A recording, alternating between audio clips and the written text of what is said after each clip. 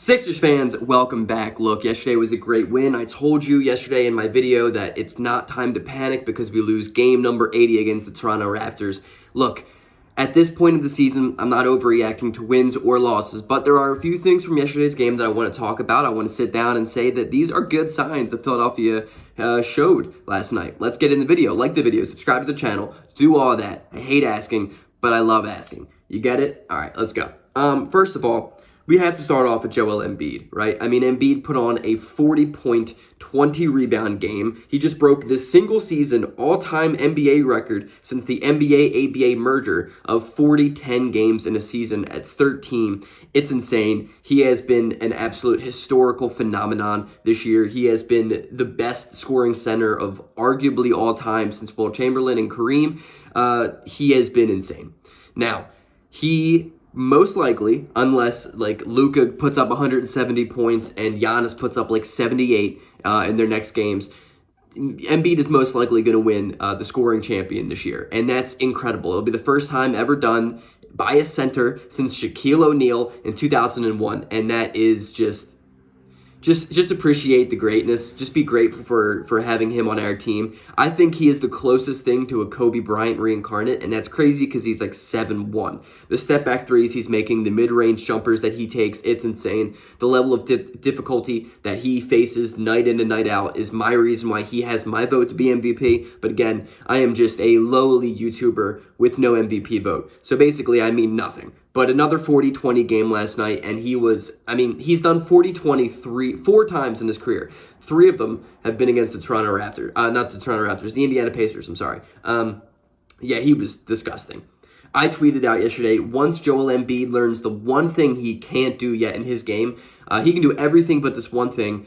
He's just not there yet, stat padding. Once Embiid learns how to stat pad, the dude's going to be putting up 60-20 games next year. I mean, he's literally insane. The only difference between him and Jokic is Jokic knows how to stat pad. Embiid becomes worse when we're up by 20 somehow. I don't know. But Joel had a great game, another historic game. It's capped off in a historic season. Even if he doesn't play tomorrow, I don't know. I'm proud. I'm proud of the dude. Simply proud of Joel Embiid. Thank you, Joel, for being a part of this team. And I'm ready for a playoff push with that guy because the Sixers are going to be a tough team to beat in a 7-game series when we have Embiid healthy for all 7 games. That's all I'm going to say.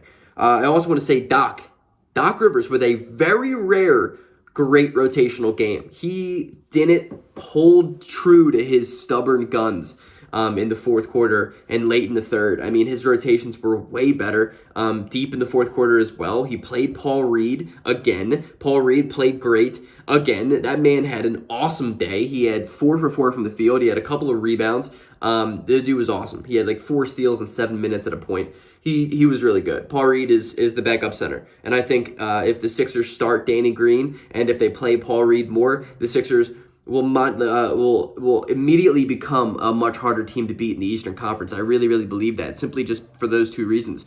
We can have everybody else out there in the same, but if Paul Reed's playing DeAndre Jordan minutes and DeAndre Jordan is far, far, far on the bench, the Sixers are a better team in result of that. So Paul Reed, thank you. Doc Rivers, man, thank you. I don't usually give you credit because I think you're a horribly overrated coach every year of your career, but you know what? You had a nice night yesterday, and I'm not going to sit here and pretend like you didn't. Kudos, Doc Rivers. So that's a good sign. Maybe if Doc starts playing Paul Reed more, and again, Danny Green starting, Danny Green has 10 threes in his last 2 games. That's huge, man. That instantly makes our offense a much better team. 133 points last night. When James Harden, who went 22 points last night with 14 assists, plays like that on a regular basis, and he was 7 of 16 from the field, which is way better than where he's been at. The second half for Harden was really, really, really good, James Harden. We need more of that. It was more aggressive. It was better shot making. It was off-ball movement that was awesome. He was actually moving on offense. He wasn't standing still at the hash.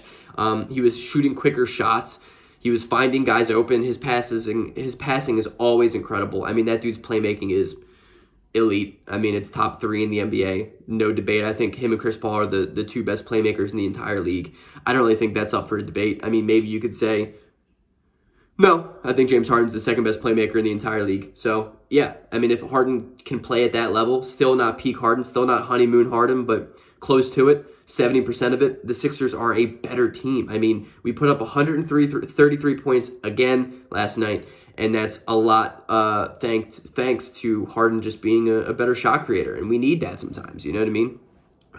Also, Tobias Harris and Tyrese Maxey were both extremely efficient. I know Tobias Harris went 8 of 13 from the field. Both of them had like 16-plus points on low volume, but that's huge, man, as long as they can just be extremely efficient, especially Tobias Harris, because for the most part, Tyrese Maxey is insane. And I'm going to go on a quick rant here, but how is he not in the top 5 running of most improved player? He has doubled his averages of points, rebounds, assists, steals all this year. I mean, it's insane. And not only that, he was shooting 30% last year from 3. Now he is a top 7 3-point percentage shooter in the entire league. My big argument with most improved is why Julius Randle got it last year is it's not that they're efficiently any better. It's just that their opportunity grew, and it's just that they have more shots. And if you look at it, and especially if you look at the award historically, a lot of the time, the players don't really get that much better. Their just opportunity is bigger, but their efficiency stays the same. That doesn't really mean that they're the most improved. Tyrese has everything. He has volume increased,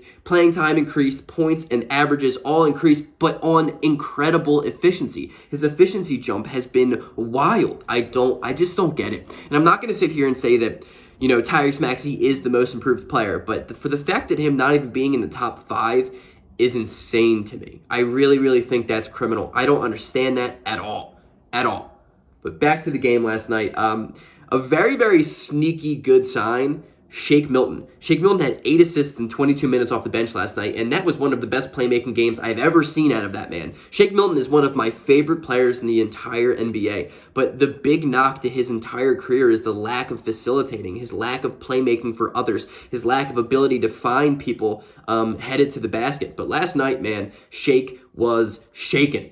That man was awesome. I mean, seriously, one of the best games as a point guard I've ever seen Shake Milton play. And if we could get that type of production out of him, I'm not saying 8 assists in 22 minutes every night, but like a 5-6 assist a night off the bench performance from Shake Milton, that will instantly make this team's offense that much better. And I think a lot of our good offense last night came from really, really good defensive possessions.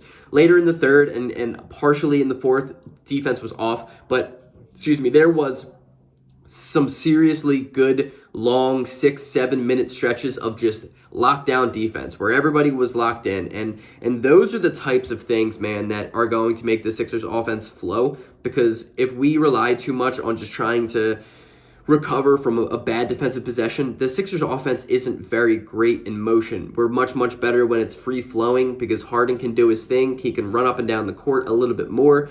He can create the pace of play a little bit. And Embiid is an absolute monster in all types of transition. And just, when the defense is caught off guard, Embiid's going to dominate every single time. I mean, my thing is the Sixers just need to be better defensively so they can be better offensively, so we can be more, fluid offensively, better ball movement, open shots. I saw a lot good last night, and my thing is that the Toronto Raptors loss really doesn't mean anything. And at the end of the day, that Pacers win last night really doesn't mean anything. Hopefully the Sixers can get the 3 seed. I would love to play the Bulls in round 1, but then you either play Milwaukee or Brooklyn. Or you can take the 4 seed and play Toronto and then Miami. I mean, it's up to you of what your preference is, but I'm still taking that 3 seed. I'll play Milwaukee or Brooklyn in the second round, no problem. I really, really just want to get out the first round. That's the goal here. But the Sixers look good. If Doc Rivers can continue doing what he did last night, it's going to make our team a lot better. If Harden can continue to be as efficient as he was last night, we're going to be a lot better. Paul Reed played great. Shake played awesome off the bench. Those are the things that we need, because we have the MVP this year, ladies and gentlemen. And as long as the MVP is on the court and healthy, the Sixers are going to be a very tough team to beat in 7. Peace.